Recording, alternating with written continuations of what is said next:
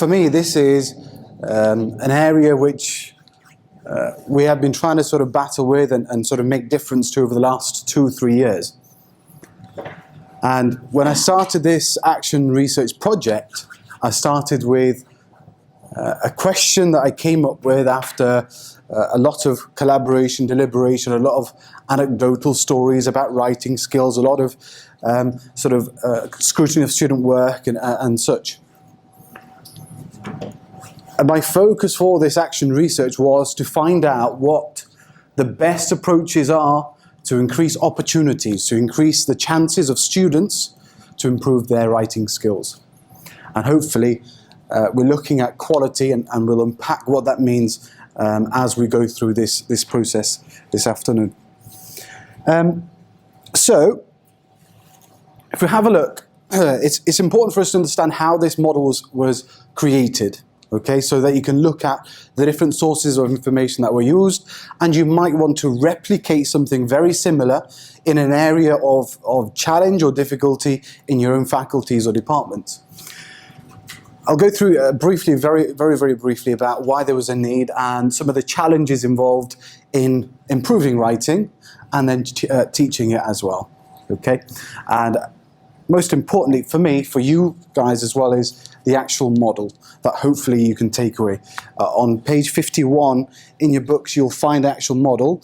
The books you have in your bag, so feel free as you're going through to add some annotations or notes about the model itself. So it was a life school environment. You know, we were teaching, we were assessing, we were marking work, and at the same time, all of this was going on. We were trying to find ways to improve writing. The data came from a range of sources so that we could get a holistic understanding, a holistic view of what the real issues are with our students, in our context, in our care. So we conducted a student questionnaire, which was very interesting because the findings were recently shared with staff. And the findings, obviously, we're going to be using as and when we go about teaching writing across subject areas. Student work was very important. We needed to look at what students were doing in different subjects and such. And importantly for me, so that the problems don't happen again and again and again, I wanted to get down to the root causes of weaknesses in writing. What are the real issues, the real problems and challenges when it comes to the cause of writing? And obviously in that process, the department enjoyed the experience of having me in their lessons through formal, informal lesson observations to see the best practice already happening in the department. And there was some excellent practice happening in the department to teach writing. But I didn't want it to happen, you know, with teacher 1 and teacher 2 isn't using that practice. There needed to be a sense of consistency. So this is another key area that this model tries to bring through sharing of good practice. So, leads me up nicely, I've just mentioned, consistency was very important. Two sides, in terms of the delivery and the teaching of writing, and also to the way that students experience how they were taught to write from subject to, you know, from one teacher to another. So as they travel through MYP and DP, they've got similar expectations. So when they go to teacher 1, you know, he's got a different method. Our students need a level of consistency and repetition to build and fill these sort of gaps in. Also, there's a debate about quality versus quantity. Do we want our students to write lots for the sake of writing? Do we want to see a page filled with writing? Which of course would lead to murder on a page, red ink all over. And we didn't want that. We wanted quality writing.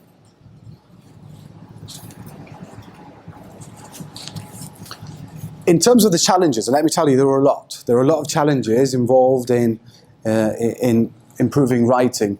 But the 4 key questions that I used, and we used in department meetings to guide our thoughts about where we need to go and what directions we need to take, were these over here. What are the causes, the symptoms, what do our students need to do? And it sort of brings me back to an interesting debate we had in a department meeting where we were sort of rating this, what's important, what's not important. And we were having a conversation about handwriting. Handwriting is, quite poor. But do they need to do it? Are they measured on it? It's a skill they need to have. So, these are the types of questions and debates we were having. What do our students need to do?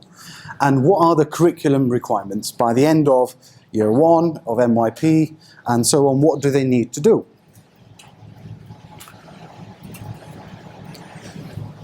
Those are some of the challenges we experienced as a department. What's it like in terms of a student's perspective? 3 challenges, not limited to these challenges, but we sort of found 3 main areas. First of all, getting students started. How many times, Mister, I don't know how to start. I don't know what words to use. That's challenge number 1. Second one, okay, you've given them a sentence opener, you've given them a sentence stem, you've given some keywords, but how do you keep that momentum going? How do you keep them going as they are writing? And the third challenge was, once you've got that engine ignited, you've got the car running, how do you make sure they get to their end destination when it comes to finishing up their writing piece? So 3 key challenges, which hopefully the model will try and fill. I don't know that yet. This is a practicality. This is what the model looks like. There are 9 key steps. And, the model itself is on page 51. It starts, the rationale and so on. So if you want to add some notes as I'm going through this, please do feel free to do that. It will help you with your understanding and maybe application of the model itself. Number 1, as with anything that we do, we start a lesson with an objective. We start a meeting with an objective. What is the purpose? Why are we writing this piece of writing? What is the learning objective? What do you want me to learn out of this? What's the point of the task? Am I writing it because the curriculum says I have to write it? Or does it have a bigger meaning, a bigger function? What's the task? How long are the students going to have? What's the audience? All the technical bits and pieces about establishing expectations. That's step number 1.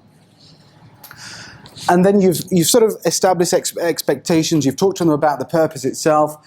Then it's giving a couple of examples. So what does this science report look like? Let's have a look at 2 examples.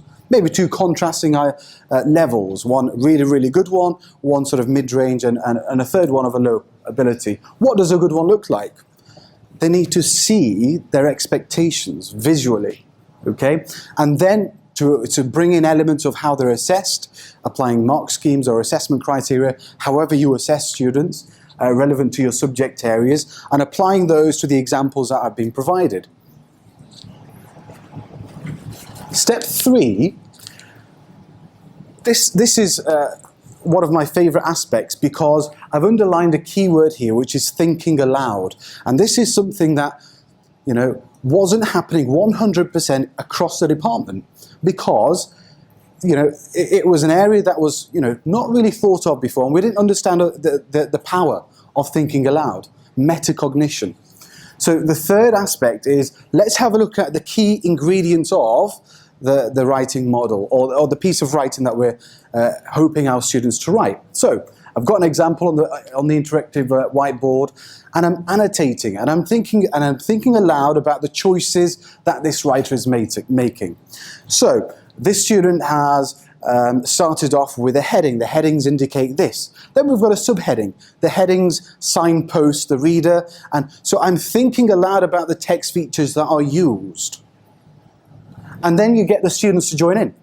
So, Mohammed, tell me, why do you think this image is placed over here? Or, Mohammed, why do we have these types of words in this scientific report? So we're thinking aloud, and we're getting the students to join in on that sort of discussion, making those annotations on that piece of work. The fourth sort of area is, so you've annotated it, you've unpacked that piece of writing. Now, let's come up with a standard sort of set of conventions about what the ingredients are for this piece of writing. Exactly What do I need to include? A checklist, the things that we already use, or a self-assessment sheet, or however you want to do that. Step 5 came about because I saw step 1 to 4 sort of happening already, but step 5 was something that was a missing element again. And this involves the sort of reciprocal activity of, I'm going to try it first. So let me show you how to do it. But when I'm showing you how to do it, I don't want to stand silently and just write. I want to think aloud. I want to justify my choices about why I'm writing like this. Because what I'm trying to put across is the thought processes involved in how a writer works. So if I'm writing a narrative, I want to start with a very strong hook. And as I'm writing, I'm sort of explaining and thinking aloud about why I've started the sentence with a simile rather than once upon a time. And importantly, as you're sort of doing that, you're modeling the fact that you're using the conventions that you've decided and come up with in step 4. It's not done yet, though.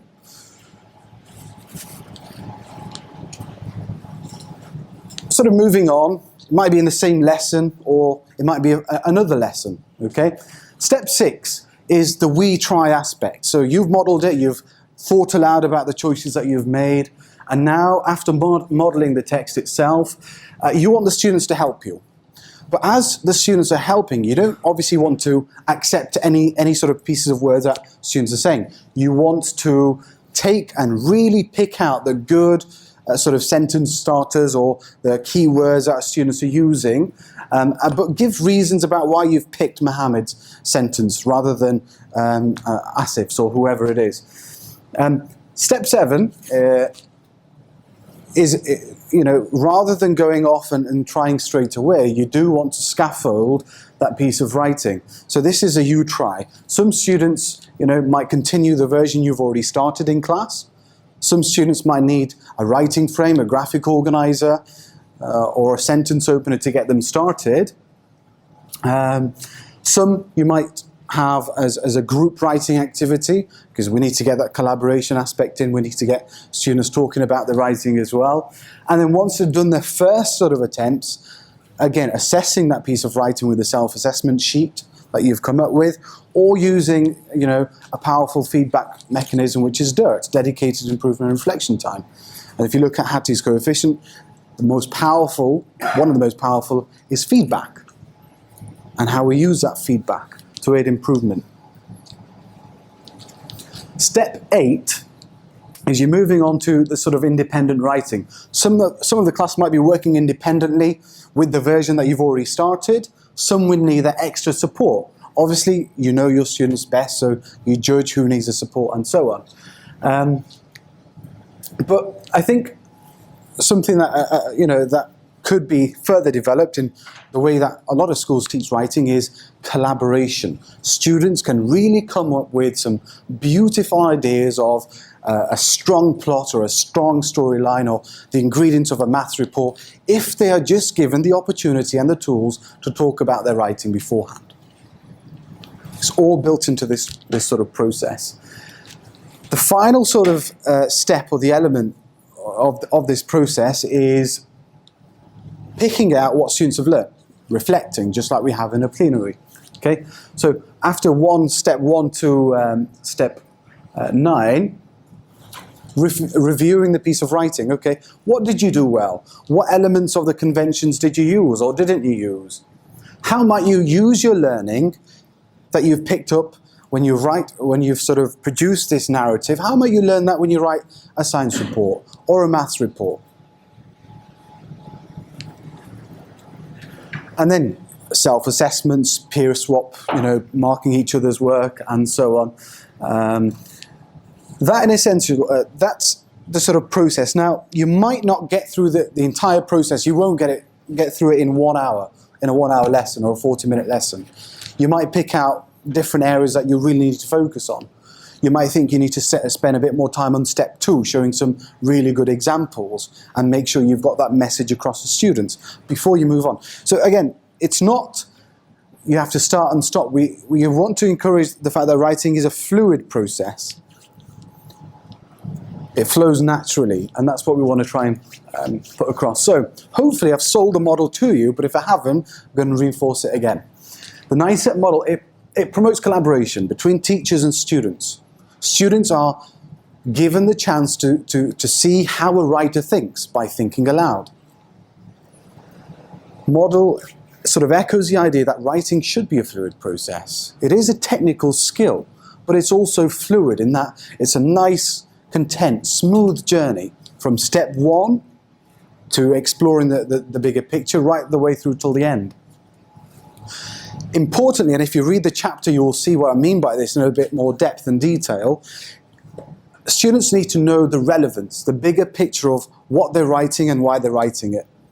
Not because it's a curriculum requirement, but what is a true purpose?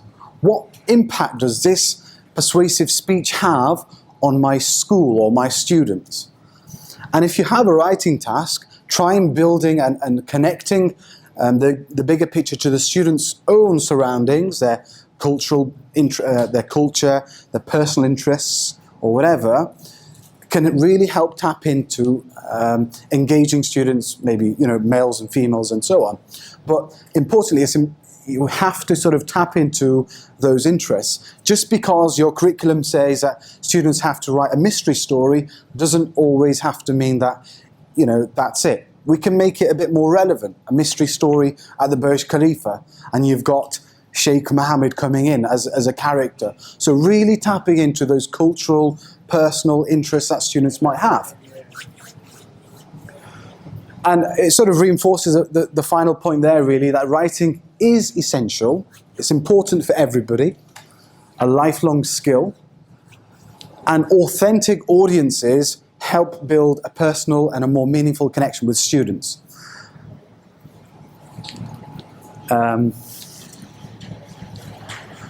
Furthermore, one of the key areas that we want to sort of move towards is less in terms of quantity and more in terms of quality writing. And one of the key things for me is that if you are really passionate about improving writing, which I'm sure we all are, if you are really, really devoted to spend time on teaching writing, then this model is for you. If you're not prepared to spend the time to show the examples, to really unpack it, then there might be a better way to secure whatever learning that your sort of intention is about. This model requires time and dedication.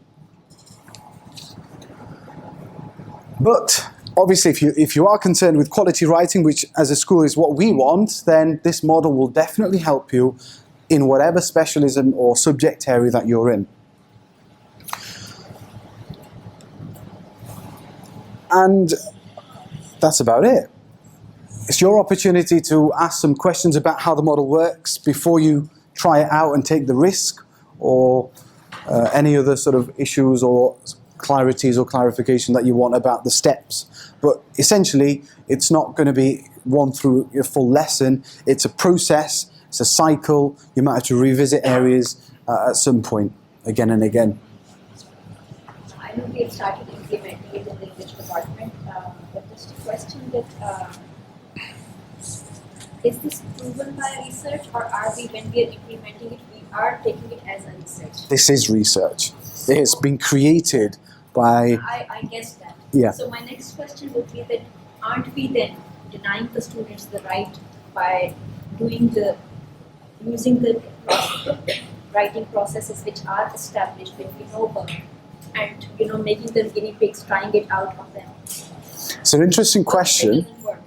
It's an interesting question, but the model was designed based on best practice already out there, but not all models had all of the elements in. So we've taken those out and we've put them in one succinct model which will take students through a fluid journey. And if you have a look at this, none of this is bad practice. So we're not going to subject them to any negative experiences as such. It's all good practice in one place. For subjects where you haven't necessarily got time spend a lot of time building up their capacity to write. Do you think there's any of those which we should prioritise or anything? What's the most? Do you have a writing piece in your curriculum that students have to produce? It's all written. But are there specific text types, like a report or an essay or a blog or journal or whatever? Not really. It doesn't say specifically. I mean, they're free to kind of express themselves in lots of different ways. Mainly just by writing. It's a portfolio. It's a design. It's a process journal. So it's a journal, Yeah. which is a piece of writing. Yeah, that's right. So you have something in your curriculum which says that I need to produce this piece of writing to demonstrate my understanding.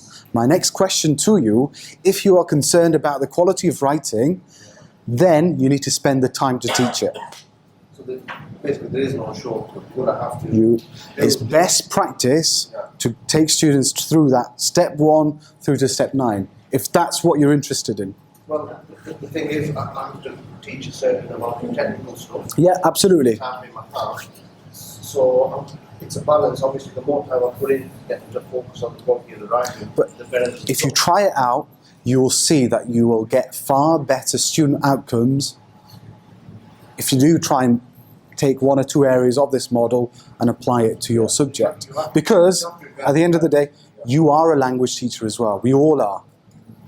So we have to dedicate the time. I think though, if it's embedded in the English curriculum and practice, it should be an easier process, a quick process for you because they've been doing it in English. Yeah. So hopefully, yes, it does take time, but if it is embedded, then you should be able to speed up the time. Yeah, specifically my concern with this, if you have students who have quite a low ability compared to students who maybe learn at a quicker pace, exposure to 5 lessons of that a week will get them to where they need to be to have quality of writing on the other subjects.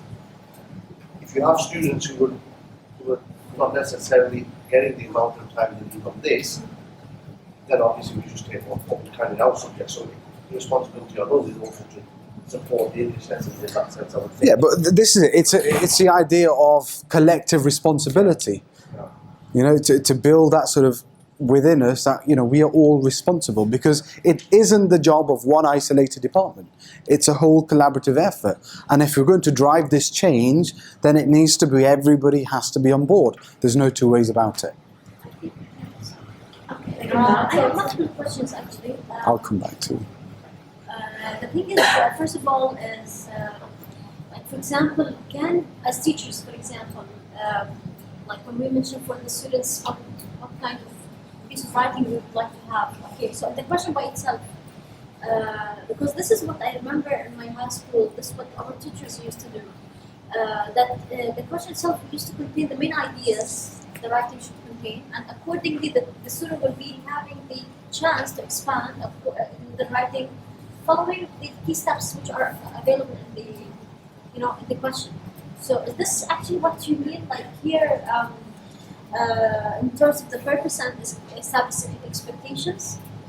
Okay, and question number 1, question number 2 is how much time gap should we create between, for example, draft 1 and draft 2? If I go back to your first question, then I'll come back to your second. My memory span isn't very long. The first question that you were asking, just clarify just summarize that question for me again. Are you asking about the purpose of writing? Yeah, I mean, like, how are we going to